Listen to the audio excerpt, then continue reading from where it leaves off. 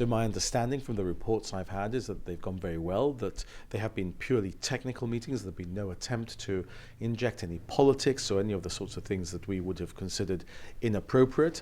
And therefore, as we expected, there has been progress on the technical aspects of what the withdrawal agreement and the memorandum of understanding set out clearly these groups are intended to do and these committees are intended to deliver.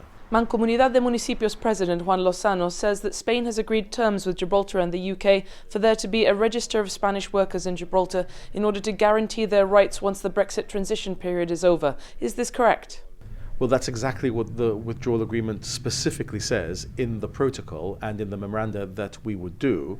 This is really not giving information. This is a checking exercise. You see, the Spanish, of course, have the information of who is a registered Spanish worker in Gibraltar because our social security systems talk to each other, and therefore we are contributing and showing who is in Gibraltar already working.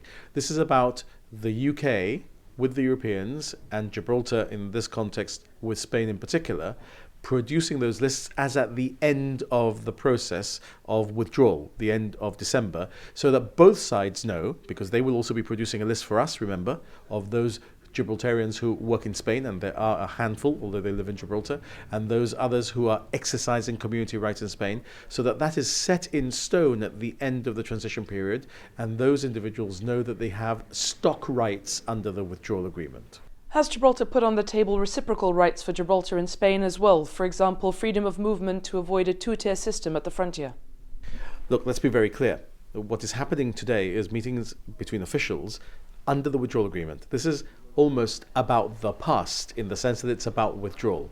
Nothing about fluidity at the frontier in future, nothing about the future is being discussed today, because all of those issues have to be discussed with me, with the senior elected politicians in Gibraltar, and today is a team of officials ironing out the things that are already agreed under the withdrawal agreement and under the MOUs. There is no question of the government of Gibraltar ever accepting that there should be a two-tier process at the frontier, that Spanish workers or European workers generally should have easier access to Gibraltar than Gibraltarians have to Spain. We will never accept that. These lists are not about that. These lists are about recognizing existing rights, which the withdrawal agreement recognizes for Europeans in the UK and Gibraltar, and for British Gibraltarians and for British citizens generally in the EU if you're already exercising those rights.